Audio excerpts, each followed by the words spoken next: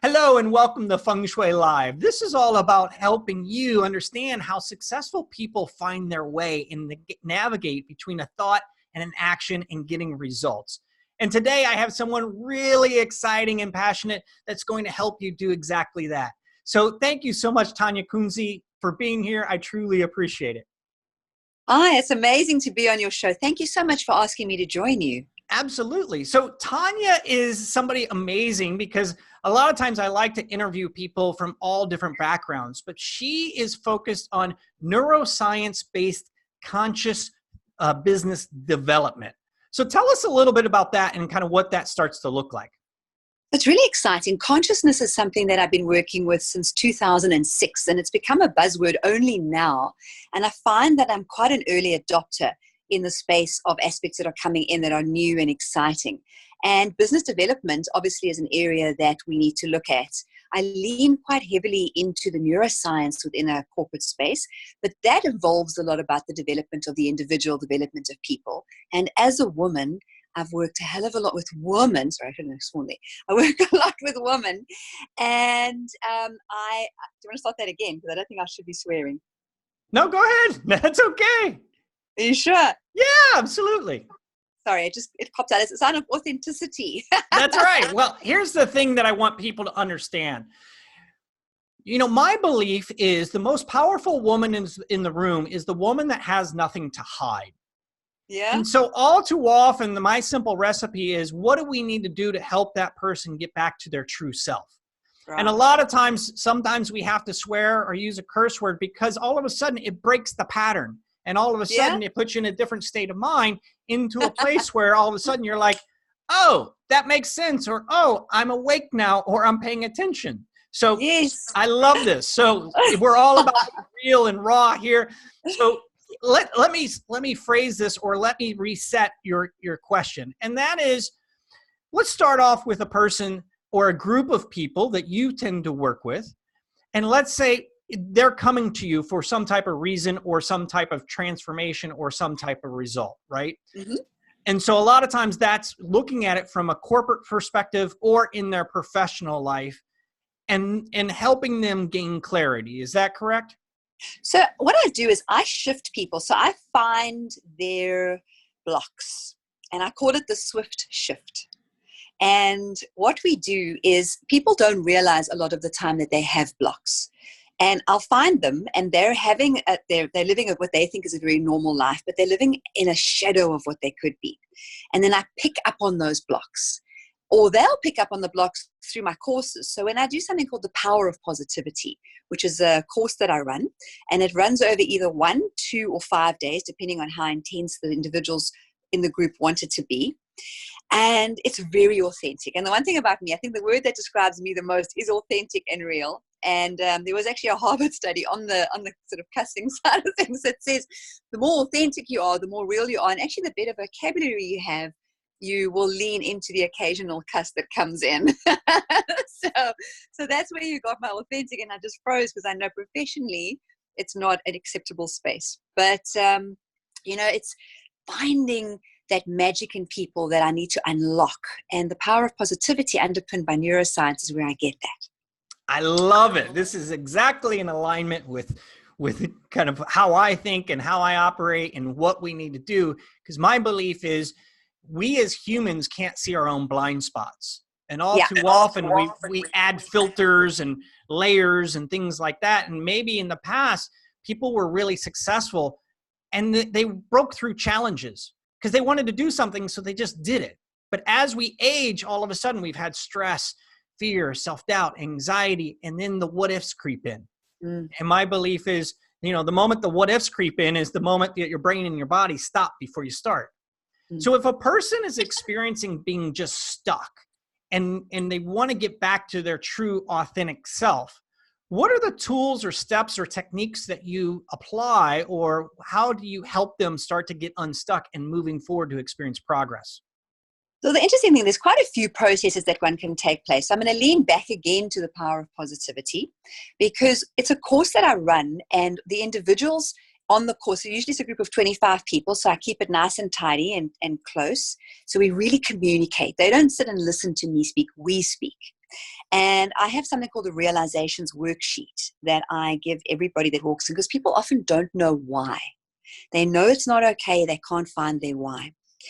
And I will then run them through a whole journey of the power of positivity from beginning to end. And in that moment, they'll find all those aspects of self. Once we find them, the techniques that we use are clarity and understanding. So I love to take things and break them down into understanding, because it just gives someone a system to do it.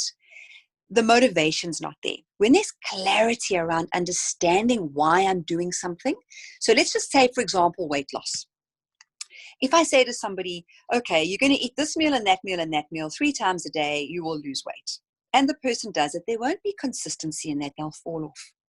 But if I say to them, this is why you're eating meal 1, this is why you're eating meal 2, and this is why you're eating meal 3, and that's what it's going to do to your body. And then we couple that with motivation, because motivation is the key. Now we're going to have a result. Yes, I love that. So for those of you that are watching right now, present or on the replay, or maybe you're listening to the podcast, again, I want you to get something to write down with, some notes with, because what we're looking at is a lot of golden nuggets. And the reality is, again, replay this again and again, because maybe you hear something today and then tomorrow you're in a completely different mindset, or you have a different perspective and you will hear it in a different way. Because what's happening is there is neuroscience, right? There's a lot that's happening on a subconscious level that you can start to improve your awareness with. So one of the beautiful things that we're talking about right now is the why. And my belief is, if you don't have a strong enough why, the moment that you have a hiccup is the moment that you fall down, right? Because you truly don't know why you're doing it. And if you don't know why you're doing it, maybe you shouldn't be doing it to begin with. So after they understand the why, we're talking about motivation. And so that is a pretty big concept. What can you do to start to break that down into something that's tangible, or something that starts to look like, okay, how do I apply motivation, get motivation, or do something with the motivation? Well, motivation is an incredibly interesting one, because you've got to want the product more than the outcome. So if you look at it like this, let's go back to eating that chocolate cake, right? So we're on a diet and there's a chocolate cake. And you want that chocolate cake because in your primal brain, it's going, this is delicious. It's going to make me feel happy. I'm craving it. And I feel that I deserve it. And I feel that I want to have this. And it's my love language. And I had a bad day. And la, la, la, la, la. You'll find your reasons. Motivation is the gap between wanting that chocolate cake to nurture, nourish, self-love, and you'll find a whole bunch of reasons to have it. It's the gap between wanting that and realizing you want something else more. So maybe you want the healthy, thin body more than the chocolate cake. And the minute you get that gap, that's success. And that's called motivation. I love it. Yeah, go ahead. Sorry, if your motivation is not big enough, you'll eat the chocolate cake. You know, this is beautiful. And the reason that I think this is beautiful is because you're breaking it down and articulating the message in a simple way that people can understand. But what we're also talking about, if you're looking at it from a corporate perspective or business development or something like that, is what's the overarching strategy, right? So you're using the cake as a tool to help you get something, but is that tool leading you to what you really want at the end of the day? Yeah. And so we're starting to realize how you're able to keep something so simple to provide thoughts to help a person move forward. So I love this. I'm really excited. I'm very happy. Yeah. So tell us a little bit more about the book that you wrote and what some of the tools that are in there, or some of the tips and techniques to help a person continue once they start to gain their strategy or what they want and the why. What do they do next? So this book that I'm actually busy writing, and it's my third book. I've published my first 2 already. My third book is very personal. It's a spiritual book. It's a spiritual business book. It's called Love Your Pain.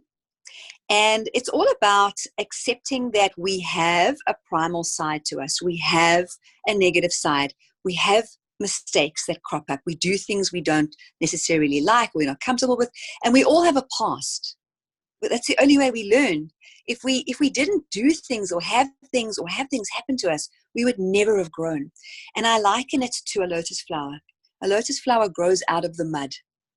And it is the most beautiful, magnificent space once it's actually come out from the mud, but it needed the mud to grow, to open, and to be beautiful.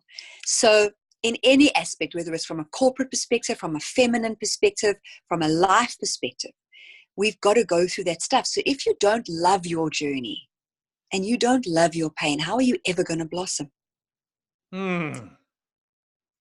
I love this. Okay. So now we're taking it to a completely different level. So what I want to understand, or help those that are here listening or writing things down and taking some notes, is one of the things that you shared there was mistakes.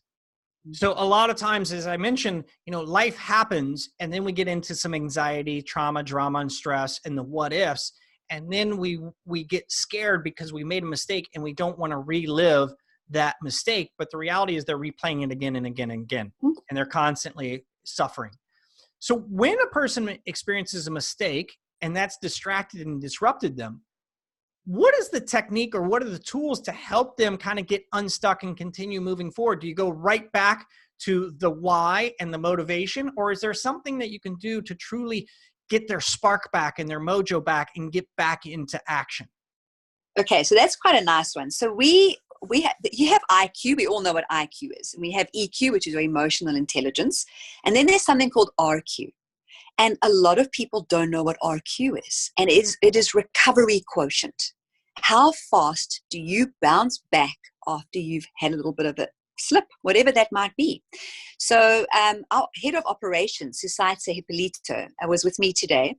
And obviously coming onto your live podcast, we had a canceled Uber on the way here because we were trying to have a really tight schedule. And I personally went through this. So I had a little bit of a meltdown. I'm going, oh my hat, we really need to make sure we get to the live podcast on time. And she was just saying to me, just relax, just breathe. And I'd gone into that fight, flight, or freeze amygdala-based panic. And we had a long chat coming in, like getting online, making sure we were here. And we realized that, it's in flow. We're okay. It worked. We were able to communicate. So I think some of the processes that we need to look at are levels of communication, having the right people around you. So Susaita didn't panic with me. She worked with me. And we'll have those to and fro between the two of us. So to have the right people around you, understanding you, supporting you, nurturing you, making a plan. When you fall down, you can fix it. Make a plan. Find another way. Don't get stuck. And we're sitting here now on time, having a podcast together, and it worked. I love that. Actually, I learned something new. I was not familiar with the recovery quotient. So this is beautiful because I've acknowledged it and I've been aware of it. And in the past, I used to use, on the phone, I used to use the brain games and stuff like that. And I got to a place that I needed to begin to teach myself something new. And what I was teaching myself something new was, every time I would make a mistake was to reduce the amount of time that I was disrupted, right? When we make a mistake, all of a sudden we shut down.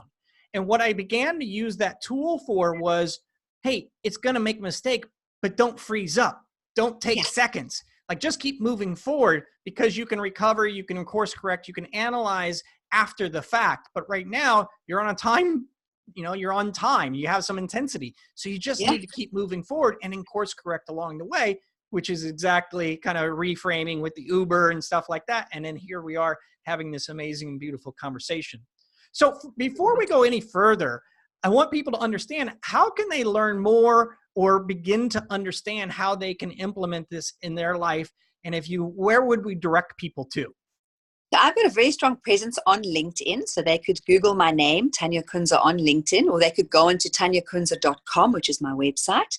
And I'm just going to be spending a tremendous amount of time in the US.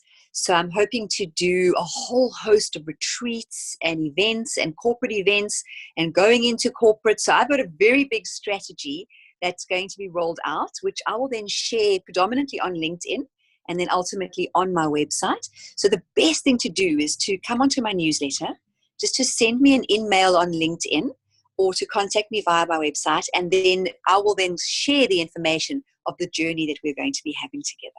Oh, I love that. Okay. So now that you guys know where you can find her and some of the information and some of the exciting things that she has going on. But the beautiful thing is, again, the events are a tool. What you're going to learn and what you're going to take away from those retreats and the information that she's sharing has a ripple effect, not only in your life, but in the lives of those that you love, so that you can truly move forward and make a bigger difference in the world.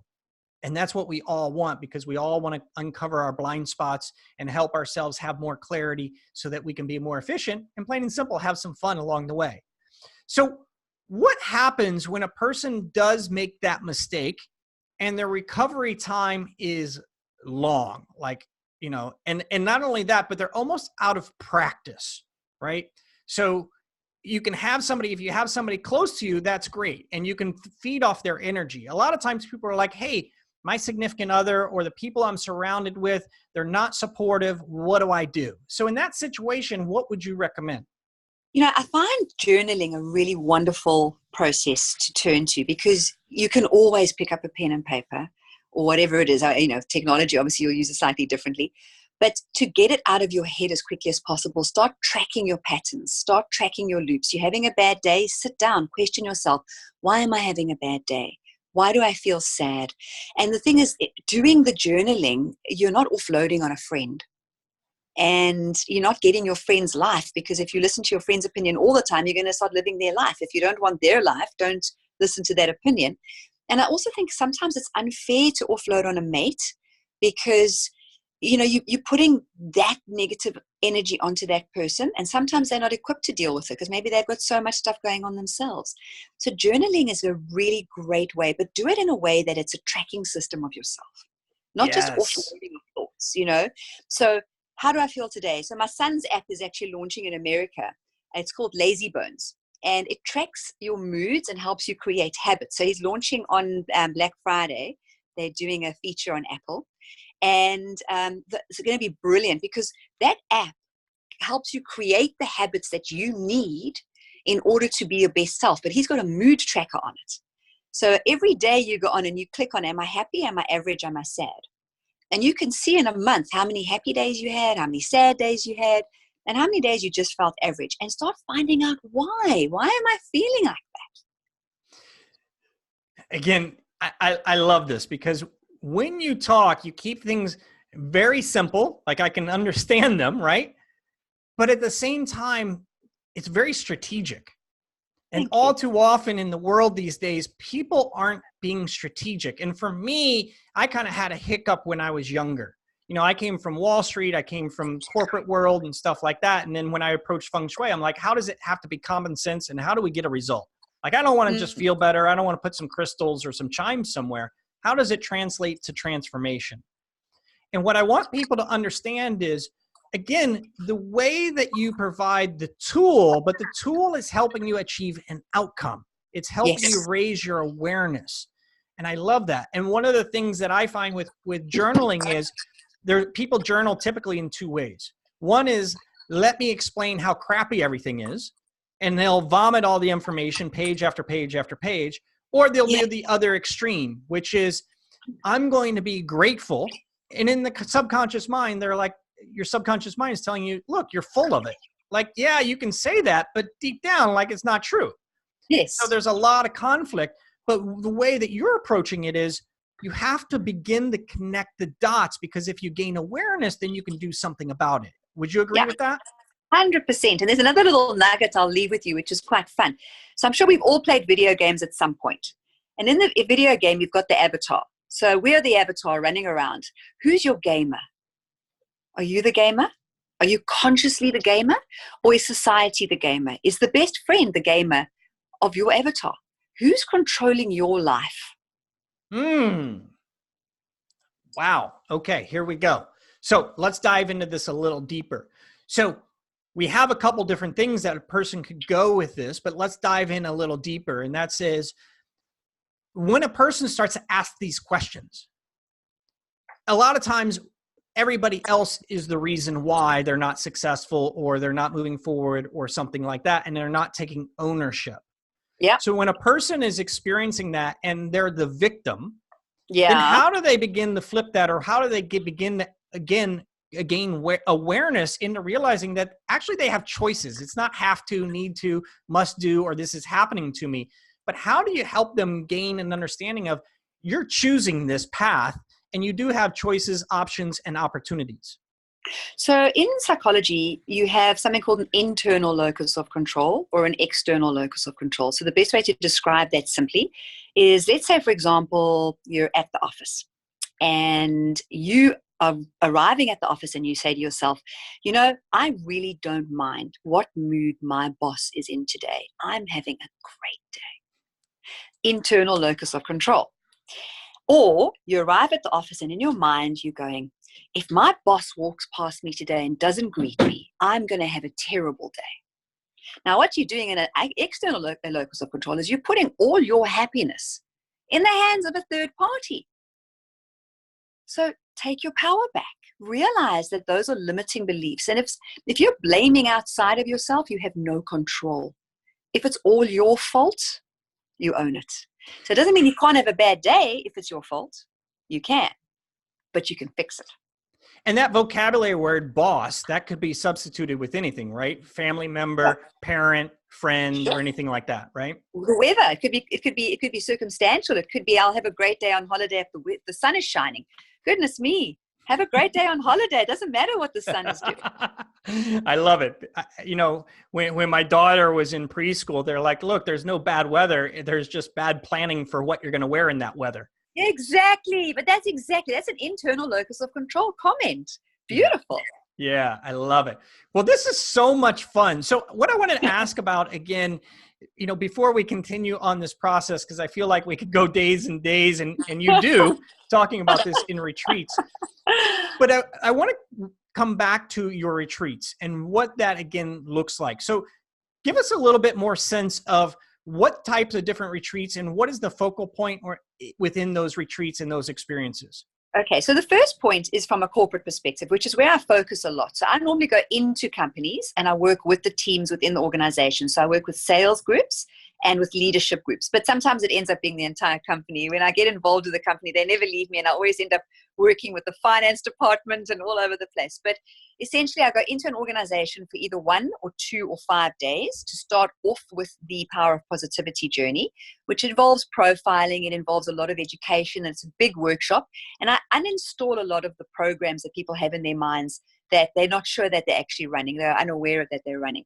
And then I reinstall or help them reinstall programs that are more helpful to them based on understanding, clarity, and underpinning all those aspects.